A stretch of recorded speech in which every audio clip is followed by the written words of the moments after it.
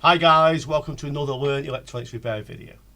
I'm here with Carlos today from a YouTube channel, Retro Upgrade.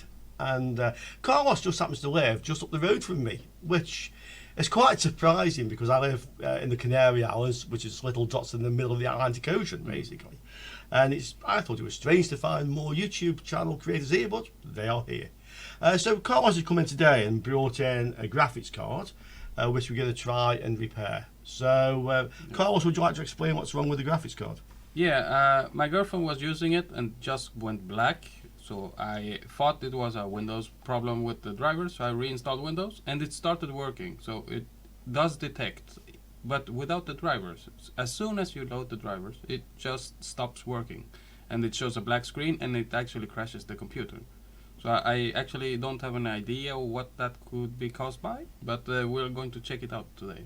Yep, so we'll try and find out what the problem is with it. So Carlos is going to do the work. I'm just here in an advisory capacity today. Yeah, this will be really fun to do. Yeah, sure.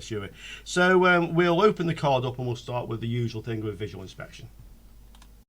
Yeah, we can just... Yeah. I disassemble on camera sometimes because people want to know how to disassemble some type of consoles. They're a lot harder to get into than graphics cards. That's right, yeah, sure. Some graphics cards are a nightmare to get into. And sometimes it looks glued, but it's just a thermal paste that's set. Yeah, I've come across that. So you think somebody has used epoxy resin and glued the heatsink to the actual but they haven't. But they haven't, yeah, it's just thermal paste. So how's this one going to go? Is this going to come? Yeah, I think it was... It doesn't have the screws in front. No, it doesn't. No, this one's it does. Look, the bracket goes to here, and it's yeah, but the bracket is loose from the heatsink. Correct. So. Yeah. I think this is just loose. It has fresh thermal paste on it. Oh, okay. So that's probably Give why. it a bit of a... there you go. That's the way to do it, mate. That's the way to do it. I was careful. Yeah. We call that careful. Okay, so we'll get rid of that bit, don't need that bit. So, but do you want to zoom down on the overhead camera and we can have a look? Yeah. Okay, so let's have a look at this graphics card and see if there's anything obviously wrong with it. Yeah, let's take a quick visual inspection, see if something's obviously broken. Start from the top here. Let's see. I don't see any components that are broken off. There's a little dirt under the heatsink here, but shouldn't affect too much. Not normally, no. Some kinds of dirt actually conduct electricity, so you should clean them off. I don't see... The connector on the bottom seems nice. Yeah.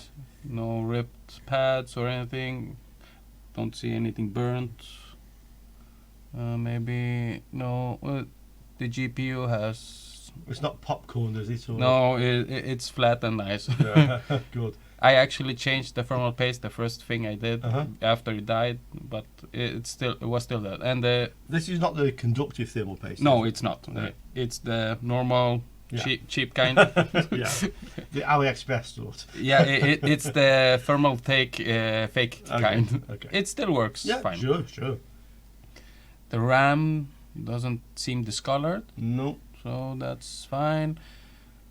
The capacitor banks for the MOSFETs and the coils seem fine as well. I don't see any discoloration anywhere actually. There is a little dirt in between the coils. Yeah, but again, that shouldn't cause a that problem. Shouldn't. We should remove this heatsink to check the MOSFETs underneath. Definitely. So we do that in a little bit. Just check the input, the 12-volt input. And these will be filters. So yeah, these are filters instead. You could measure the 12 volts over here. Yeah, normally, that's why I do this. So. And that's the controller chip. No, I don't see anything obvious on this side. Okay. Let's look on the other side. Let's start from the top left again. So what's this big line across here? Oh yeah, this looks like some dirt. Shall we try and clean it off? Yeah. Yeah. Let's try to scratch off not on the PCB, on the label. I tell you, I get. Yeah, it is dirt. It's coming off. Well, we can still just one moment. I'll get a bit of isopropyl alcohol. We'll just Yeah, try it. let's try that out. So we'll try to clean it up with some isopropyl alcohol, IPA for short. Yeah. And Let's try it on the label first. I don't mind losing the label information.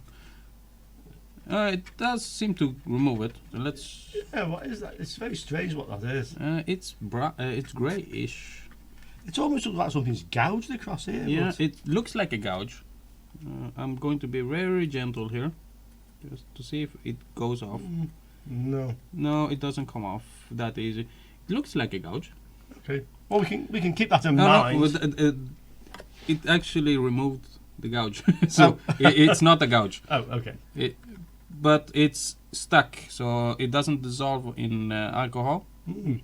But we can remove it just in case. Maybe it's something conductive and conducting through the pins. Possible. Yeah. So we'll clean this up afterwards. Okay. Let's continue with the inspection and Yep. see what we can find. This looks nice. No burn marks. No exploded components. No. And especially on this side, there's broken off components because there's Yeah. no cover on these cards. So Yeah, these cards are before the covers were mainstream. Yeah. Let's see. I don't see any broken components. There shouldn't be a broken component because I take care of my stuff. But even so, my girlfriend opens up the computer. I taught her how to clean it out. Was this wise? Yeah, she's done a good job until now. But yeah, I know what you mean. We're going to get something in the comments below now. Yeah, from my wife probably. Probably. Okay. No, that's looking good. everything's looking fine. I just checked the ports just in case, so there's nothing shorting inside. I'll have Yeah. to Let's just one adjust. Yeah. Okay, so the ports look fine. I don't see any bent pins on the HDMI. That's the one that fails a lot. And the DVIs are usually robust and never break. Yeah. And it does have a display port, but my monitors don't have display in ports, so it's never been used. Okay, so that looks pretty good, mate. Let's remove the heatsink off here and just check all the MOSFETs underneath. Sure. Yeah? That's probably a good idea. Okay, so we'll need some needle nose pliers to remove these. You have to be careful because the plastic can get brittle, and it has an orientation that lets it pop out. So just push them in. That went easily. That went easy. That. Yeah. I had some that explode in my hands. Oh. Here's a small heatsink as well. Yeah, sure. And let's remove both while we're at it. There we go. Okay. And that came off easy. Yeah, there's some dirt there. Oh, and I actually see, I think, a problem. Okay, let's get it under the microscope then and have a Yeah. look. Yeah. Go on. Okay. And let's see the MOSFET side. Or the power rails. Oh, this looks nice and clean. Yeah. No burn marks either around. Yeah. This top one, actually, you see there's two MOSFETs here and these have like drivers. Yeah. So these will be the V core Yeah, these are the V-core. and this would be V RAM. Yeah, the RAM phase. Yeah. So I'm guessing the one that's damaged over here, which we can have a look at now. Isn't that the PIX? I think this is more likely to be memory controller, but we need to measure some voltages. I'm not familiar with these cards. No, Same as you. I'm not familiar with them either. Okay, Carlos, I think you've spotted something there. What have we got? We seem to have two exploded capacitors. It's not common to see this kind of damage on them, actually. No, definitely. So some kind of high current failure has occurred here. Maybe the MOSFET suddenly failed and just pulled to ground. Or possibly put 19 volts in. No, sorry, 12 volts in. Yeah, 12 volts. But Yeah. let's have a look just one moment. You see this capacitor here? If we just set the focus. Yeah. That's a 16 volt capacitor. Yeah. So if we look down, this is obviously a buck converter. Yeah, we have the coil here. Yeah. And the other side, we've got some 2.5 volt capacitors. So it's the input that's failed. Correct, it's on the input side that's failed. You would think that if MOSFET had gone short and therefore sending the 12 volts all the way through, that it would be the capacitor on this side that would fail. That would blow, yeah. So they could have just failed prematurely because of bad quality, but I don't think that should be the case. No, I don't think so. But I think this actually might be quite repairable. If we check to see if these capacitors are on the same voltage rail as this one, and they are, this may actually be a fairly simple fault on the 12 My side. girlfriend will be really happy about that fact.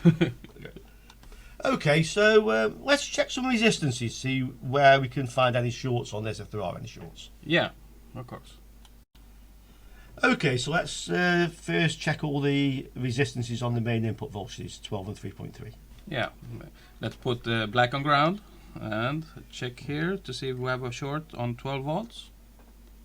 And it's jumping around a bit, charging capacitors. Yeah. But it's over 10k, so yeah. it's fine.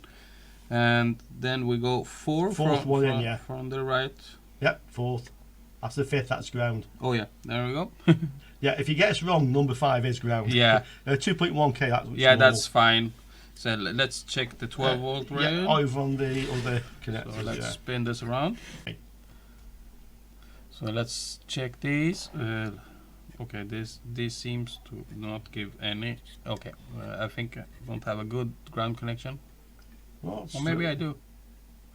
Okay, this one is connected, and that's ground. And what's it? Yeah, it's ground. Okay. 0.6 ohms. Yeah, that's ground as well. As long as it's not shorted. Try measuring from the 2 inductors. These filters. These are on the 12 volt. Did I get a good connection? Yes. There we go. So we're up on the kilo ohms. Yeah. Almost mega ohms. Yeah. That should be fine. And this one, that's also fine. Okay, so that looks pretty good on the input. So have a look at all the derived voltages on the buck regulators and any other voltage regulators you can see. So we can start out with this one. That's a linear voltage regulator. Is that probably the 5 volt, I think? It's probably the 5 volt input. It's close enough to the controllers. Yeah. Yeah, oh, it seems fine. It's in the kilo ohms range. Okay. Just try on the right hand pin of that as well. On the right hand pin. Yeah, okay. I think that's probably the out. I think on these, I think that's the out. The left hand one is the in. And the middle one is a reference voltage on this. Okay, yeah, they don't have any grounds. No, I think this is a 1117 adjustable regulator. Okay. And let's check the resistor here when we're already here. That's fine. That's fine. Okay, so we have a coil on the top side. So this one. Yeah, this one, yeah. Yeah, the two at the very top, they'll be filters. Yeah. But this will be a buck regulator. What's this one reading? Let's see. It's in the kilo ohms range. Yeah, that's so that fine. should be fine. Yeah. We have to flip over the board to continue measuring. Yeah. Put black on ground and What do we have? okay. There we go. There we go. And we have 3 ohms. So this will be V-core. Yeah, it should be V-core. The next one. V-core again. Yeah, it should be a lot of V-cores, and then one that's different. That's usually the memory phase. Yeah. Which I'm sure is the end one. In fact, you can see if you slide the board down a bit, you see the track. You see the top one? Yeah. That it's not connected to the others, the big part. Yeah, there's a big missing plane here. Yeah, a gap, yeah. Okay. What's this one? And this one is the memory, and it's 67 ohms. That's probably good. Yeah, that's probably good. It's not burnt out. Mm. Okay, so we have one big inductor that was close to the damage. Yeah. That's probably the one that's going to shows a fault. Let's see. If there is. Let's change the probes around. Doesn't matter really, but I do the same thing. Yeah. 21 ohms. That's not bad. That's PEX, I think. Yeah, I was expecting less. Yeah. Actually, no. I think that's memory controller is the 21 on this. Yeah, and the other one is probably RAM. The RAM. Yeah. So there's some small ones. Yeah. We have a few small faces here. Okay, let's put it in frame. 285, 286. Yeah, that's fine. good. That doesn't seem bad. And we have one more here. And there is no short there either. No. So we have no shorts on the power rails at all. At all, no. So I think what we probably should do now is remove those burnt out capacitors and then have a look around there for resistance. Yeah, we could measure across them to see if they're shorted out. Okay, yeah, let's do that. Just to cover our bases. What do we have? We have.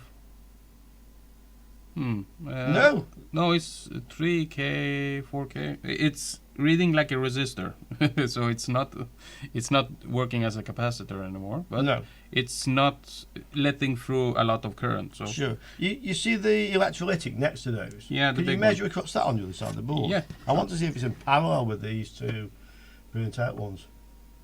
So just checking to see if it's not damaged. It's not. No. Okay, and the small ones. Okay, let's see how we do this. How do I measure if it's in parallel? Well, really, I would say that if we have the same resistance across the small ones as we do across the big one. Oh yeah, from ground. Yeah. No, yeah. There should be. One end should be ground anyway. Yeah. Okay, that's the end is ground. And this end is reading. Let's see if we can settle down. Yeah, I'm holding it as hard as I can. So.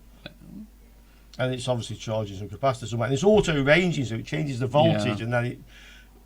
Okay, we settled about 2.4. Yeah, 2.5. Yeah, 2.4, 2.5. Now do the same thing on the electrolytic. See if it's reading the same. It's so here, I think. I lost it. Yeah. Okay, Yeah. there we go. So one end should be ground, And that end is Yeah. ground. and the other end should read the same. So let's let it charge up all the capacitors. Mm-hmm. It should settle on the same. That's Yeah, about 2.5. Here we go. There we go. Yeah, they're charged up. Oh, it's going up. It's going up. Hard to say, impossible to say like that. Yeah, Yeah. it's moving too much. There are is. too much capacitors to charge up. I think so. Okay, well, I think we should remove those burnt components. Yep. Yeah. Carlos is going to unsolder these frazzled capacitors because he has a slightly different method than the one you've seen me use over and over again. So let's see how Carlos goes about it. Yeah, I usually use the hot air. There are some instances when you don't want to use hot air, like the one now. Actually, it has a plastic button on top, so it's for the selection of the BIOS, and this could melt. This actually could withstand a lot of heat, but I usually put some Kapton tape on the side that's closest to the area I'm working with, so reduce the damage. In some cases, I've even used the silver tape or the duct tape, the real metallic one, and that works as well. Is that like tin foil? Yeah, it's almost like tinfoil. It reflects a lot of the heat, but it's not necessary in this case because I can angle it away from the plastic. I usually angle it away from these capacitors as well. They like to explode. Not on my workbench. No. Okay, so we have some thick Kapton tape here. Kapton tape. Kapton tape, that one. Yeah, it's hard to pronounce. And you don't use the same method as me of cutting that, which is use my teeth. Go on. Oh yeah. Go on. I'll give him the proper equipment. Yeah, I'm used to using my my Knipex. Exactly the same ones. Same ones, sir? Yeah, the fake ones.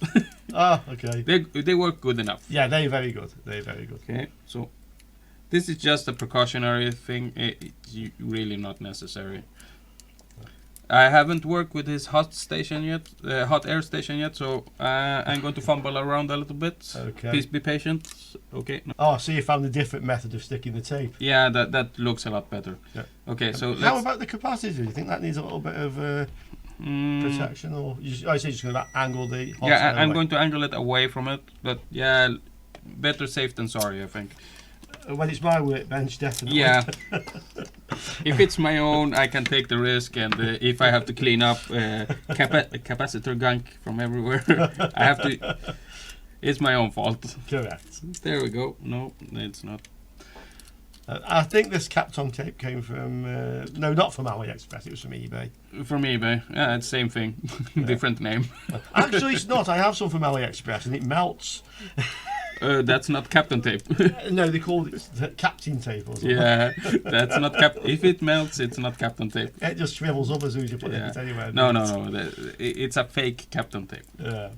Oh. Okay, these ones doesn't want to stick. Okay, There we go. there we go. Good. So you've not used the quick 861DW before? No, I have the cheap El Cheapo Chinese one, and it works pretty well, actually. Okay, well, I'll just show you something we'll do first. We're going to put this onto a little metal stand. Yeah. It helps actually to keep the heat out of the workbench, but it actually also helps to get heat into the job. That's a good idea. So let's start adding some flux. That usually helps with the flow, especially when it's unleaded solder from the factory. I can't imagine someone worked on this card because I bought it from new. So it should be... Yeah, it should be stock. I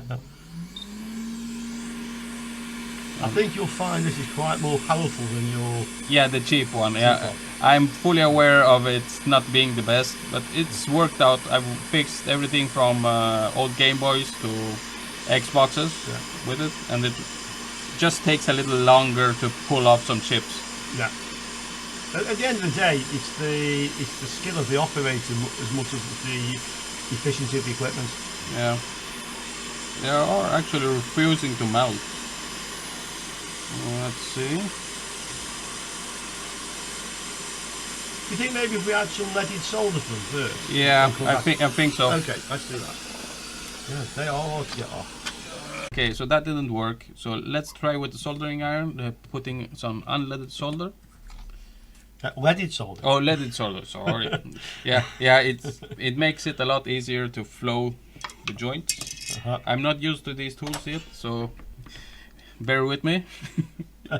It's okay. I'm used to using the cheap one, so this should go better. That's the theory. Yeah, that's the theory. You got some flux on, yeah?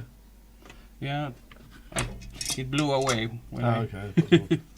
I was expecting some to be left. Let's see. There we go. That's it, yeah.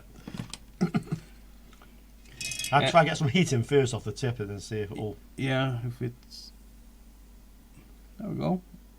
Okay. It's not like Louis Rossmann says, the bigger the glob, the better the job. Do not do that. It just makes a mess. He's a really good technician, that's for sure. Oh yeah, Louis, yes. It was actually the first channel I watched. Same here. Yeah. We were on the same boat. I don't like Apple products, but his channel is quite enjoyable to watch. Absolutely. Okay, so this one is not moving at all. That other one is actually moving quite a bit when I heat it up. Okay. So I think one of them is fused to the board. Okay, well, try the hot air or whichever. I'm going to try the hot air again. Now that it has some fresh solder on. Let's see if it goes. And I'm going to angle it away from the capacitor. This is the one that's fused to the board, I think. Let's put it over here so you can see what I'm doing. And it's not moving an inch or a millimeter. Oh, the metric. Yeah. The metric capacitor, so it must be millimeters. No. If you need imperial capacitors to move an inch. Yeah, no, I'd rather not have imperial capacitors. There you go. It's coming off in chunks. Oh, okay. So, well, it's blown away somewhere. yeah, I see it. I'll pick it up in a few seconds. And this piece is fused. Oh, and that came off in a chunk. Okay. I don't want to damage the pads, so I'm taking it easy. Yeah. And angling it away from the capacitor nearby. And the plastic. And the plastic, yeah. But I'll just keep out of the way. And I'll just keep out of the way anyway. And I think I'm going to use the soldering iron. Okay. To try to defuse this part because they're really stuck there. Yeah, it looks that way. Yeah. Oh, they're crunchy. Maybe better solder braided then. Yeah, and then try again. Maybe some more flux because. Yeah, we have it. Yeah. Let's clean off the tip. And some more flux. They're really well stuck down. I think this end might be the ground plane, which is. The ground was on the outside. Okay. So it's actually the power plane. The power plane that's. I've never seen capacitors that badly damaged on the graphics card before. No, let me just put the solder on to boost the temperature. Yeah. One moment.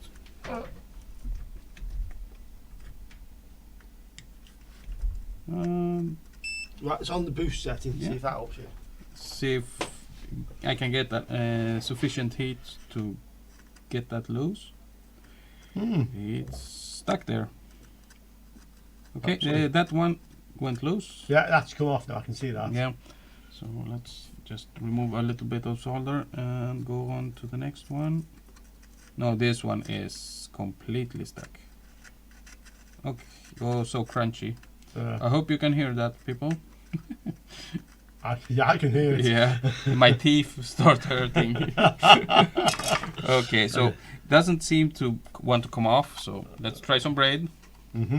How do you usually do it? Do you cut the braid or do you? I don't. Normally, I use it like this. You just keep it on the roll. Unless I'm doing A really big. when I'm doing reballing, then I do some little bits. But again, this is personal preference. How you prefer, how you prefer to work. You know. Yeah, that's why I asked because everyone tells me different. Well, this is it, and I always say, hey guys, you know, I always say this on the channel. Yeah, find your way, find your method of doing it, and when you find something that works for you, stick to it. Don't think, well, somebody else said I should be doing it like this. Exactly. If it's working, it's working. Yeah, I do stuff a lot different than others because I don't have the proper tools sometimes. But it works for me, and I have fixed a lot of stuff. Let's see. No, they won't come off. Let's get some isopropyl oil. Let's clean it up. And we might have to remove this capacitor just to get in there, I think. Okay. Let's put them in frame. There we go. Wow. That's a lot of damage. Yeah, I think it's the ends of the capacitors fused to the board. Yeah, and I think one of the pads is damaged. Yeah, it looks that way. I tell you what, let me just try myself with this. I'm very familiar with this soldering iron. Let me have, and if I can't, then we'll have to come up with a plan B. Let's see if I can actually get in here with this, and let's see. Because I'm very familiar with these tools, I might be able to. And your technique is different. Oh yeah, exactly. Everybody's different. Right, get the solder in there. I'm all over the place with these bands. Yeah. No. Okay, I'm in. Your trinocular microscope is really nice to work with, actually. Yeah, so I've got it, you see. Oh, you did get it. I did get it, yeah. I wasn't getting the heat to the right place. No, I think that's what it was. But I say it's probably just familiarity. Yeah. Oh yeah. By the way, once you've used my trinocular microscope, you'll never want to use anything else again. Yeah, I use actually a screen microscope, so it displays on a screen, and I gotten used to it, so I can do it with the screen, only looking at the screen.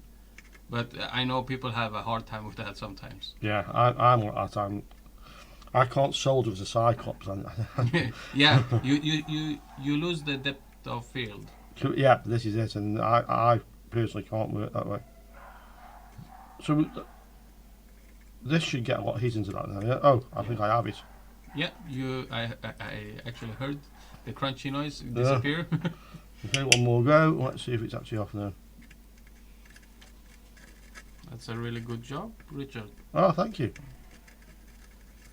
So I say a lot of it would be familiarity with the equipment I'm using. I do stuff that shouldn't be possible with the cheap tools I have at home because I have tried it out so many times and destroyed so many things. Don't worry, I still destroy things with the right equipment. Yeah, so it doesn't matter really. You just need to try it out and learn.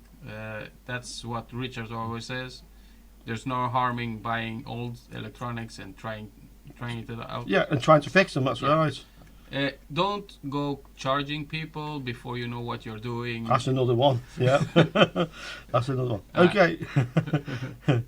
Sorry, I butted in. Okay, yeah. I think. No, that's fine.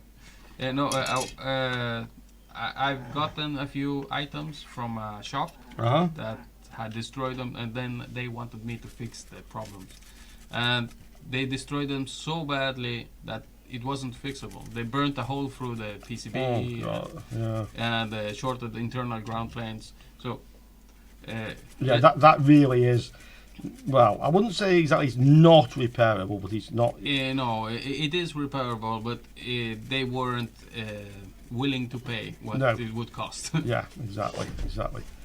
Okay, I think that's nice and clean. That's really nicely done, Richard. Thank you. Okay, back over to you, Carlos. Yeah, thanks a lot for the help, Richard. You're welcome. Okay, so let's check the area first. Okay, let me just get the meter into the camera shot. Yeah, sure. Yeah, carry on. Okay, so I have black on ground, and let's just check the side that's ground here. And this side seems to be ground. So the power is here. It was where the damage was. Let's check the top of the MOSFET to the. So yeah, this is probably the 12 volts coming in. Yeah, this is the 12 volt rail. They're connected together. And let's check from the PCI Express slot all the way here. Yep. And from the 12 volts, yeah, from the 12 volts on the slot. And that shows a short in between them. So yes. Yeah, it's connected. Yeah, that's interesting, because if these capacitors were short circuit, you'd expect that the card wouldn't allow the PC to power up, so they must have been open, which makes you think that removing them probably won't fix the problem. Yeah, so this may not be our issue, even if they were badly damaged. Yeah. Don't worry about the plastic, it's my own card. I wouldn't do this to a customer's card ever. I would use metallic tape to keep them safe. Okay, so I think then, Carlos, probably the next thing we should do is to measure some voltages on this. We'll power the card up and let's see what voltage supplies we have. Yeah, that sounds great. Okay, Carlos, so let's check some voltages on this. Okay, fine. So we'll put black on ground again. The meter is in ohms mode, so we have to change that. Okay. Well spotted. Well spotted. So let's start up the GPU or the test rig. Yeah. Okay. Okay, that looks. And let's see what we have. Nothing caught on fire. One bleep. One bleep. That means we are going to get a picture, I think. No, I think that means it's all the onboard video. It's on the. Yeah, that could be. Okay, so what we got? This is VRAM. VRAM, yeah. 1.5. Yeah, that's fine. Then let's check VCore. 925, yeah. Yeah, that's looks. Yeah, nice. 0.925 of that looks good. Yeah. Is this PEX? No, it's a 12 volt rail. No, it's a 12 volt, and yeah. Yeah. So what's on the other side? And let's see the other side. We have some capacitors over here. That's the ground side. And this is where we had the damage before. What's on this one? Is that 0 volts as well? No, it's 875. So that is probably the memory controller. That's strange, because that's reading less than the core. Go back to the core. Yeah, the core is. Let's take another one here just to make sure. 925. So that it's less. So there may be something shorted there that's pulling it down. That seems wrong to me. I would have thought the memory controller, if that's what it is, would be the same voltage as RAM. Yeah, 1.5. Or close. Yeah, or close by. Yeah, so that might be the problem. And let's check this one. This pin over here. Which is this? This is the. Oh, this is the little regulator. Yeah, that's 12 volts in. 12 volts in. Other end, probably 5 volts out. Let's see. It's jumping around a bit. 4 volts. 4 volts. Oh, that's also. What's on the middle pin? Or on the tab? Middle pin. 5 volts. That's your 5 volt regulator. Yeah. That's good. Okay. So the only thing strange with this, then, it seems to be the voltage on this one is lower than I would have expected. Could it be one of the MOSFETs that's shorted? I don't know. I'm not sure it is. It's just like a kind of a suspicion that it seems wrong. Yeah, it's too low. Yeah, I think so. Let's see if we can find some schematic or information on this, so we can just check what that voltage actually is. Yeah. Yeah. Okay. I don't know about this one. I mean, the voltage on that is not what I expected, but I'm not familiar with these cards. I need to do a little bit of looking up to find out. But in the meantime, we have actually got a picture on the screen through the HDMI from the card itself. So let's just see whether replacing, or rather removing, those capacitors has actually fixed this. Okay, well, let's see if it works after we remove those burnt out capacitors. Let's fire it up. Yeah. Let's switch it on first. Let's switch it on first, and then let's fire it up. There we go. There we go, it's better. Okay. Oh, that's interesting. So Yeah. the fans come on and go off again. Yeah, that's weird. And yet not weird. We've got a picture. Okay, let's wait while it boots up and then I'll like. Yeah, Windows is starting up. Okay, so it started up in Windows just like it did before, without the drivers installed. You can see here it has Microsoft Basic Display. We're going to install the drivers on AMD's site, the newest ones. We're using 32-bit Windows, so that's what we're installing. This is just by chance because my so this is just by chance because I have a USB with 64-bit Windows on. It's corrupted. Oh yeah, that usually happens. I have 6 or 7 USB sticks at home with different versions and different languages. You have 4 or 5 now because one's coming to me. Yeah, sure. I don't mind. Okay, so I have clicked on it. The computer is a little slow. That's fine. Because it's just a test. Yeah, it's a test to see if the issue is gone. Because the issue I had before is I actually reinstalled the computer even if I didn't need to. Mm-hmm. But and I was really happy when I saw an image. But when I installed the drivers, it just disappeared again. Okay. Oh, so okay, it's ready to go. Let me just angle the camera a little bit. There we go. Yeah.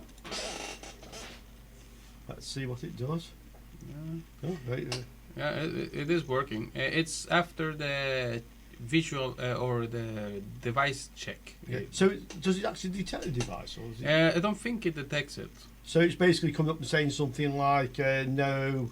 No, it detects it as some type of device. Oh right, so it doesn't say something like no. Yeah. Oh, what's the word? No compatible hardware. Yeah, no. Okay. Oh no, Something happened. Oh, that's a good sign. Microsoft installed a driver in the background. Let's see. What did it do? Oh, look. It's there. It's there. So it seems to have fixed the issue. The 2 capacitors. I don't know how. No, me neither. Let's install the official drivers just in case it's a fluke. Sure. But this looks really promising. Yeah. Actually, I noticed that it crashed after Windows installed the drivers automatically last time at home. So this is making me think this is actually fixed. Oh, maybe, yeah. Actually, can I just add that the only fluke in this workshop is my multimeter? Yeah, and it's that's a really good one.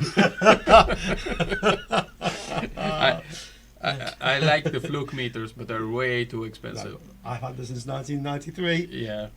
Yeah, it has its years, but it's still better than the ones you buy nowadays. Sure. It's the same as the old scopes. Yeah, I use my Tektronix scope, analog scope, much more than a digital scope. I have the digital scope. Yeah, and it's not a bad digital scope either. No, it's just that the Tektronix is just much easier to use. Yeah, the digital scope takes too long to set up if you want to do something quick. Exactly, exactly. This is what I do. I was recommended a small oscilloscope of some kind, a kit you build by yourself. Yeah, I'm going to do a video, so I'm going to buy. I was going to buy one myself to do a video as well. Well, if you buy the one that's the cheapest one, yeah, and I'm going to try to buy one maybe around the sort of 70 or 80 euro price. Oh yeah, and let's do a comparison to see if if either of them are actually useful for repair work. We could do a collaboration there. That would be really nice, actually. We'll do that, yeah. So what's happened here now? It's still loading. Hey, Carlos, well done. That's working. Yeah, that was a really easy job. Of course, with your help. Okay. Well, it was a joint effort. I was very surprised. I thought those capacitors wouldn't have caused that failure, but obviously they had. Do you want to run a benchmark on this or something now? Yeah, just a quick one to verify it works, because my girlfriend will kill me if it doesn't work when I come home. Okay. Yeah. Okay, so let's just run a benchmark on this. One of the subscribers mentioned on the video previously I should not run Fairmarks. I'm going to run something different on this one. So yeah, let's give it a go. Go on, okay. Let's go. Let's run this. Yeah. I'd be interested to know subscribers' opinions on Fairmark. Does it actually harm your hardware in any way? Yeah, that's a good point. It's really stressful for the hardware, so maybe. I haven't had that experience yet. The same here. Okay, so what do we have? Seems to be loading fine. Uh-huh. The RAM is working. Yes. And this is not the fastest machine in the world. No, and the graphics card is slow as well. Exactly. Yeah. It's a good combo. Okay. Yeah, that seems really nice.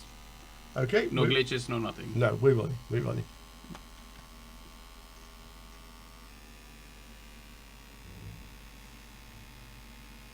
That looks pretty good. Yep, there we go. Yeah, no, I don't see any problems at all. No. Okay, we're running. Okay, so there we go, Carlos.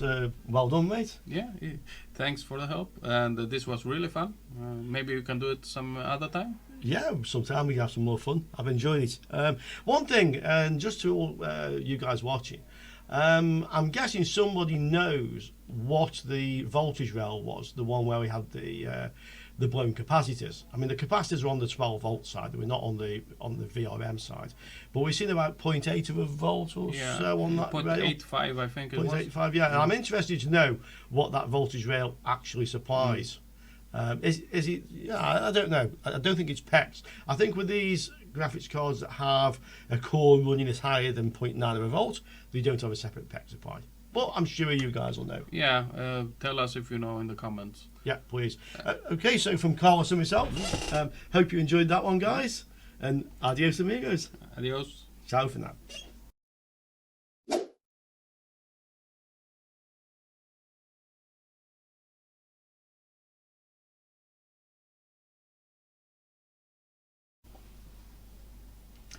Hi guys, I'm here today with Carlos from Retro Upgrade.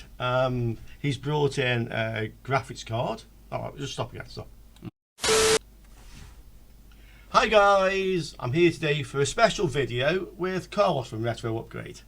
Carlos happens to live quite near to me, which is quite surprising since I live in a little dot of the Atlantic Ocean. Yes, there seem to be a few YouTube. There we go. Yeah, don't worry.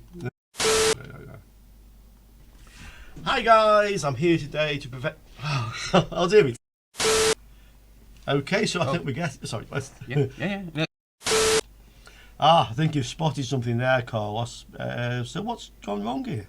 It does seem that two capacitors exploded or melted. This is not common.